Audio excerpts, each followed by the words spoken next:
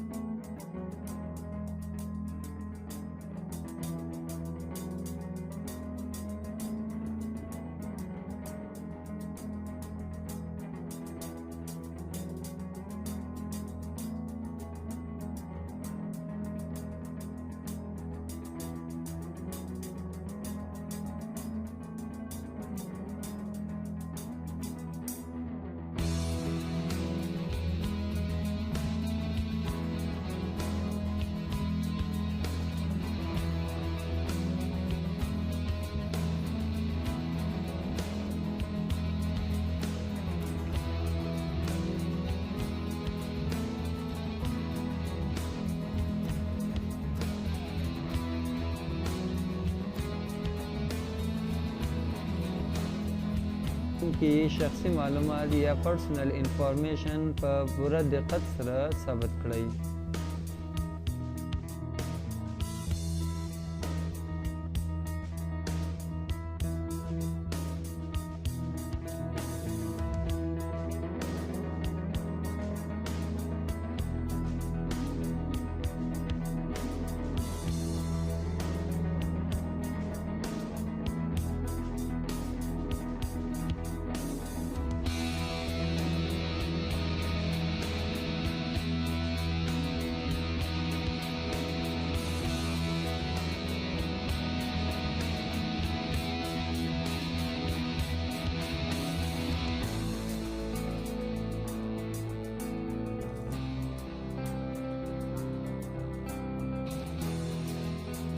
په شپږم قدم کې د کورنۍ معلومات یا فیملی انفارمیشن مو هم په پوره دقت سره ثبت کړئ.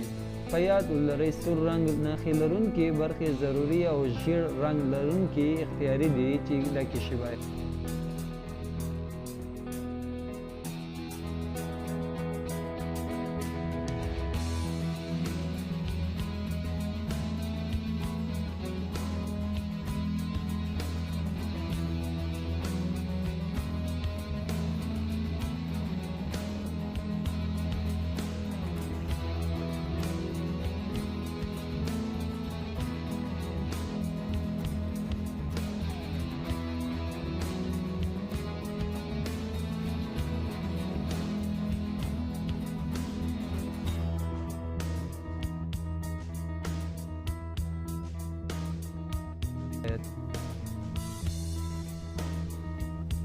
وم خپل د اړیکو یا کانټاکټ انفو یا هم انفارمیشن فعلي معلومات مو په پوره دقت سره ثبت کړئ.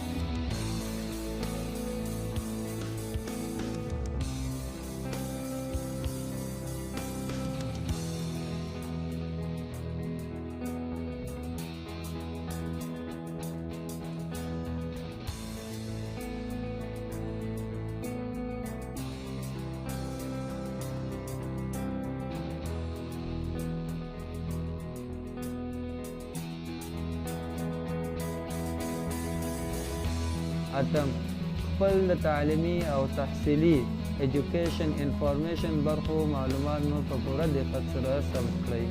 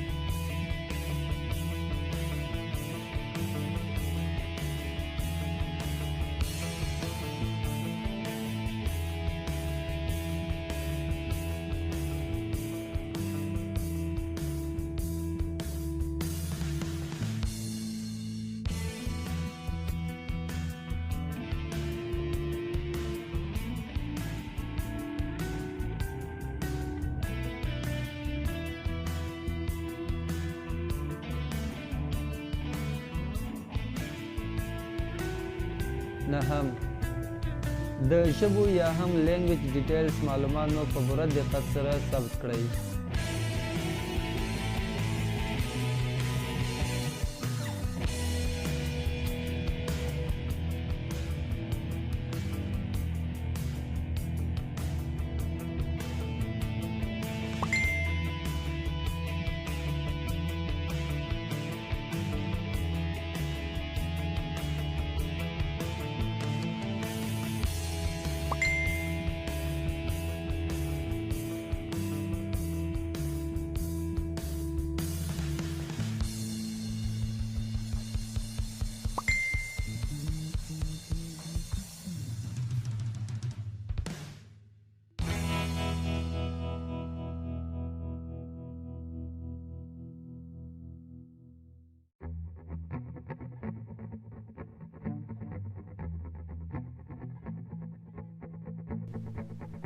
لسم کاري تجربې یا هم ورک ایکسپیرینس مو د ثبوت او اسنادو سره په پوره دقت سره ثبت کړئ.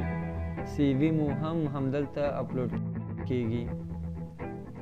11 د اکیډمیک کوالیفیکیشن برخه کې د نړیوالو ازموینو معلومات ثبتولی شئ، که نه وي ستونزه نشته.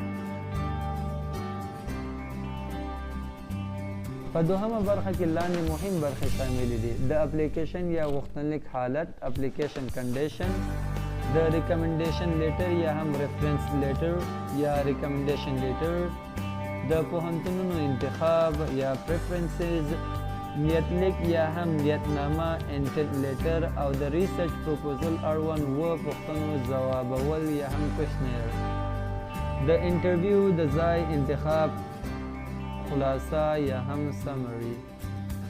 کله مو چې د معلوماتو خلاصه ترلاسه کړه په پوره دقت سره یې چک کړئ، که کومه غلطي ولري اصلاح یې کړئ، بیا یې هم چک کړئ. په وروستۍ برخه کې د سبمیټ بټن کلیک کړئ، ستاسو اپلیکیشن به ولیږل شي، نور د ایډیټ کولو وړ نه دی. خپل ټول هغه مواد چې تاسو یې پورته کړي بیا یې هم چک کړئ، که کوم ځای کې تېروتنه یا هم ستونزه اوسي هغه ستونزه اصلاح کړئ، تېروتنه مو سم کړئ، ځکه دغه یې وروستۍ لحظې دي. په وروستۍ برخه کې د سبمیټ بټن کلیک کړئ، ستاسو اپلیکیشن به ولیږدول شي، نور د ایډیټ کولو وړ نه دي. د اپلیکیشن فورم تر سبمیټ کولو وروسته د ډاونلوډ آپشن راځي. فورم مو ډاونلوډ کړئ. فورم مو د پی ډي اف په شکل ډاونلوډ کیږي، د ځان سره یې وساتئ. اپلیکیشن یا هم غوښتنلیک تر سبمیټ کولو څخه وروسته دغه یاد څیزونه باید ځان سره ولرئ، تر دې چې په راتلونکي کې خپل نوملیکنه یا د اپلیکیشن یا غوښتنلیک تر سبمیټ یا سپارلو څخه وروسته دغه یو څه نقاط باید تاسې ځان سره یادښت ولرئ. د اپلیکیشن یا هم غوښتنلیک تر سبمیټ یا هم سپارلو څخه وروسته دا یو څه چیزونه باید ځان سره وساتئ: یوزر نیم، د یوزر نیم پاسورډ، خپل برېښنالیک یا هم ایمیل ادرس، او د خپل برېښنالیک ایمیل ادرس پاسورډ باید تل په یاد ولرئ.